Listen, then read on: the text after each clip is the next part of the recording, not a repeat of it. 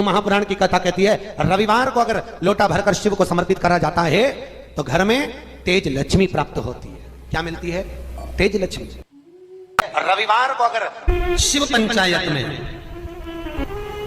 गुड़, चावल, लाल फूल और लाल मिर्ची के 11 दाने पानी के कलश में तांबे के लोटे में लेकर हाथ को ऊंचा कर नेत्र, नासिका, वक्षस्थल के सम्मुख में जो सूर्य नारायण को अर्घ देता है, जल चढ़ाता है, पर जो सूर्य को अर्घ रविवार के दिन दे देता है, अगले रविवार तक पैसे की आवक आना प्रारंभ हो जाती है।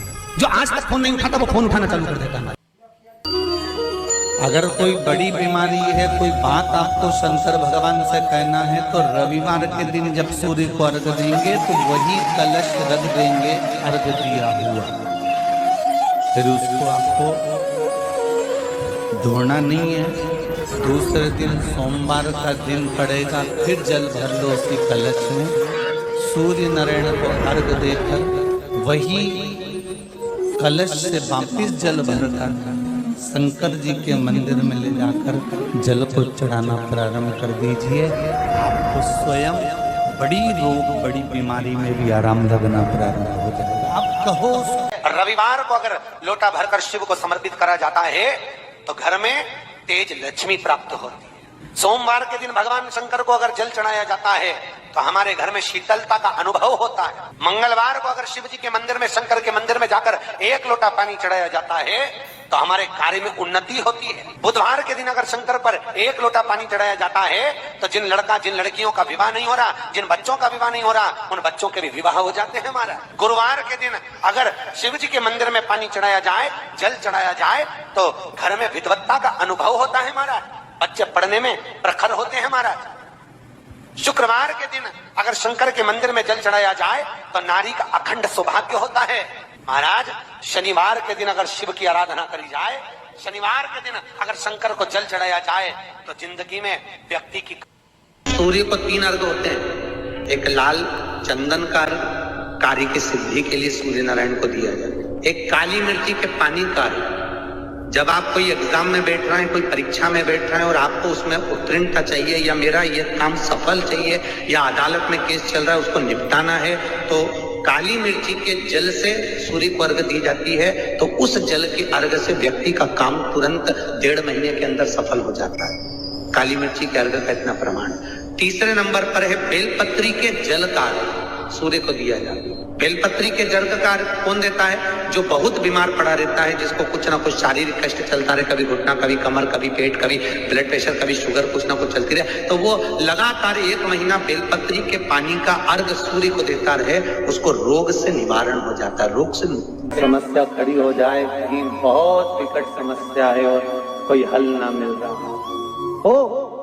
हो जाता है जीवन में, कोई घड़ी ऐसी आके खड़ी हो जाती है जहां पर हमको सोचने के लिए भी समय नहीं है। तब शिव महापुराण की कथा वर्णन करती है रविवार को अगर लोटा भरकर शिव को समर्पित करा जाता है तो घर में तेज लक्ष्मी प्राप्त होती है। शिव कथा कह रहे शिव जी कहते हैं कुंवारी कन्या तीज का व्रत करती है, हरतालिका तीज करती है, छोटी तीज, बड़ी तीज, हरियाली तीज करती है, छठ व्रत करती है। कुंवारी कन्या नवरात्रि व्रत करती है। कुंवारी कन्या जितने भी व्रत धारण करती है, सोमवार, मंगल, बुध, गुरु, शुक्र, शनि, जो भी व्रत उसने करा है, कुंवारी कन्या भूल से 1 लोटा जल मुझे समर्पित करती है। शिव कहते हैं वो मेरी पुत्री के समान हो जाती है, सुख सुंदरी के समान, और उसके लिए वर देखना मेरा काम हो जाता है। मौका मिले तो गीता प्रेस गोरखपुर की मार्कंडे पुराण निकालकर उसमें पढ़ना मिल जाएगा। शंकर भगवान को रिझाना, बेलपत्र का प्रयोग भगवान शिव को रिझाने का जो आनंद है, शिव को जो मनाने का आनंद है, वो एक स्वरूप ही अलग है, उसका एक स्वरूप आनंद।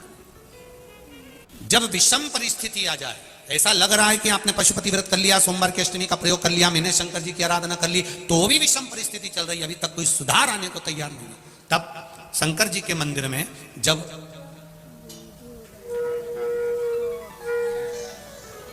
बेलपत्र चढ़ाने के लिए आप जाएं, तब प्रयास करिएगा कि बेलपत्र को, अशोक सुंदरी का स्थान सबको मालूम है ना? बोलो, जम के बोलो जरा, मालूम है सबको? अशोक सुंदरी वाली जगह पर बेलपत्री को, डंडी वाली जो जगह है जहां से पानी बहकर जाता है, उधर रखना है। उसी बेलपत्री को वापस उठाना।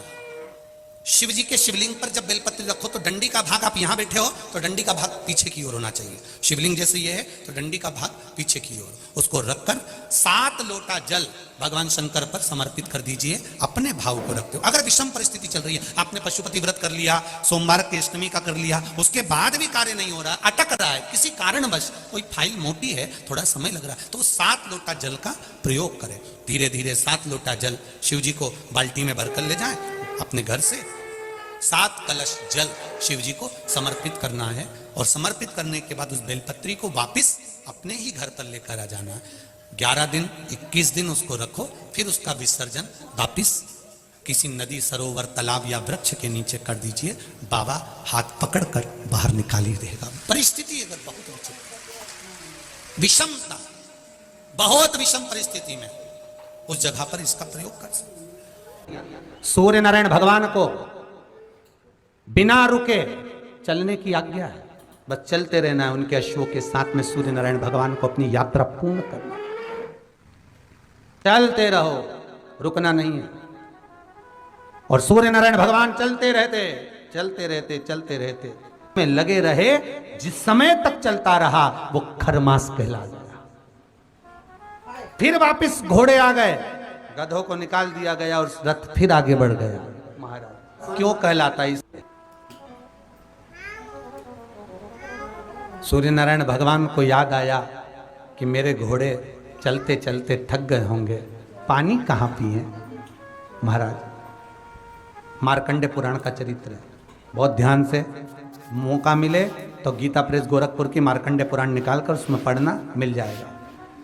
सूर्य नारायण भगवान चलते चलते विचार करने लगे कि मेरे घोड़े प्यासे हैं, इनको क्या पिलाऊं। तब एक क्षण के लिए सूर्य नारायण भगवान ने अपने घोड़ों को रोक दिया और जल का एक कुंड देखकर वहां घोड़ों को पानी पिलाया। जैसे ही पानी पिलाया तो सूर्य नारायण भगवान को फिर ज्ञात हुआ कि रुकना तो है ही नहीं, करें क्या, घोड़े तो पानी पीने में लग गए। सूर्य नारायण भगवान ने देखा वहां पर गधे खड़े हुए थे।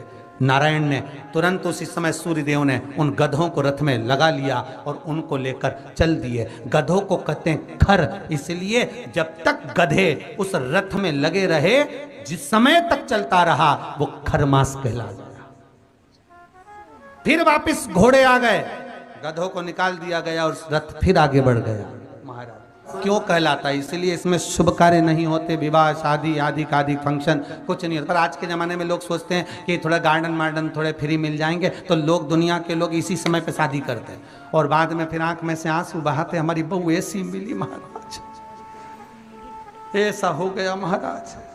अब महाराज क्या करे बेचारा, ये बताओ महाराज क्या करेगा? थोड़ा सोच समझकर कार्य करिए कि हम जो शुभ कार्य कर रहे हैं, अच्छा काम कर रहे हैं, वो किस समय पर करना चाहिए। हाँ, भजन करो, कीर्तन करो, संकीर्तन करो, कथा करवाओ, नाम जाप करो, स्मरण करो, खूब अनुष्ठान करो, तुम भगवत नाम का जाप करो, ये तो तुम कभी भी कर सकते हो जीवन पर्यांत में, कभी भी, क्योंकि मृत्यु का कोई भरोसा नहीं है। इसलिए भजन का भी भरोसा नहीं, करते रहो, कभी भी आ जाए तो ठिकाना किसका, ना जाने कब फोटो टंग जाए। इसलिए भजन में पीछे मत।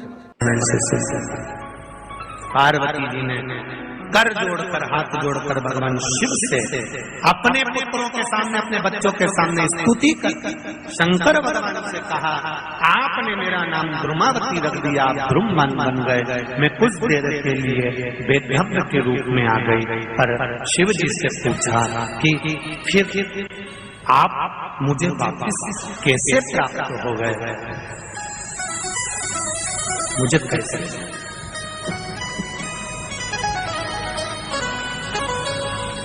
शिव जी कहते हैं, कुंवारी कन्या तीज का व्रत करती है, हरतालिका तीज करती है, छोटी तीज, बड़ी तीज, हरियाली तीज करती है, छठ व्रत करती है।